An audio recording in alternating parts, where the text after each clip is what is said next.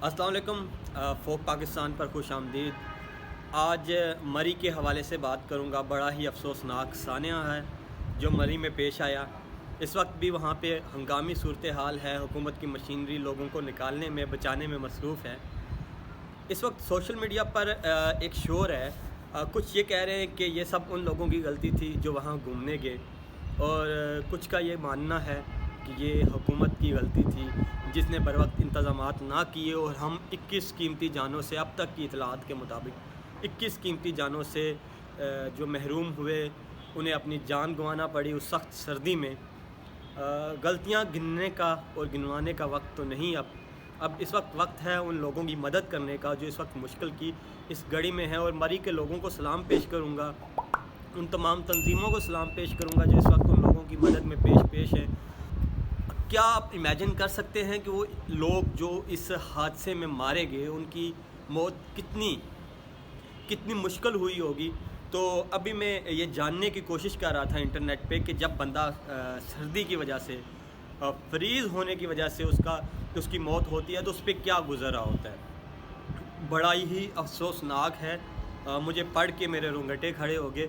तो सोचा आप लोगों के साथ भी शेयर करूं कि ये कितनी दर्दनाक मौत थी जो उन तमाम लोगों ने वहाँ मरी की रोड पे देखी।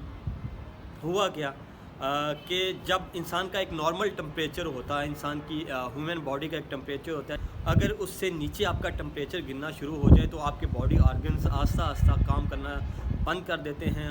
बॉडी ऑर्गन्स कोलैप्स करना शुरू कर देते हैं। आप एक बेहोशी की कंडीशन में चले जाते हैं और आपको नहीं पता चलता कि आपके साथ क्या हो गया, और आप उसी बेहोशी में इस दुनिया से रुखसत हो जाते हैं। अब एक फ़ैमिली की मेरे नज़र से वीडियो गुजरी। बच्चों समेत बाप अपनी ड्राइविंग सीट पे है, माँ पीछे बच्चों के साथ है, कुछ बच्चे फ्रंट पे हैं, और वो फैमिली फ्रीज़ टू डेथ, बड़ी दर्दनाक मौत का सामना करना पड़ा। इसी तरह 4 दोस्तों की तस्वीरें मेरी नज़र से गुजरी। तो जहन में ये ख्याल आता है कि उनको लगता था कि अगर वो मुश्किल में थे गाड़ी के अंदर तो वो बाहर निकल कर किसी को मदद के लिए पुकार सकते थे, लेकिन जो नेचर है ये बड़ी ज़ालिम है। नेचर से आप नहीं लड़ सकते, और नेचर कभी किसी को मौका नहीं देती।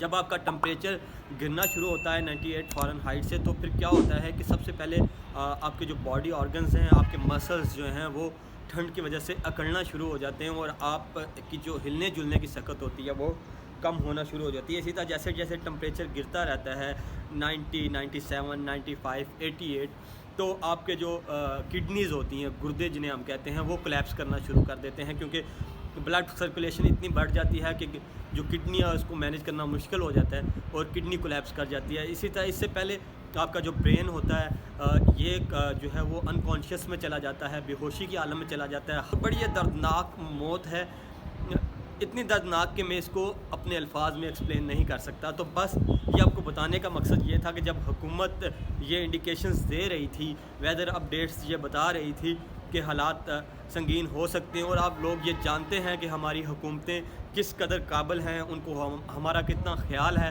और हिफाजती इंतज़ामात किस कदर होते हैं इनके, और ये जब सानिया हो जाता है तो उसके बाद एक्टिव होते हैं। तो इसके बावजूद आपसे यही दरख्वास्त है कि जब हुकूमतें दरख्वास्त करें कि बस कर दें, बंद कर दें, तो रुक जाया करें, उनकी मान लिया करें, क्योंकि वो उनको अपनी नहली का पता है। उन्हें पता है कि जब तक हम जानें नहीं गंवा देते, हम हरकत में नहीं आते।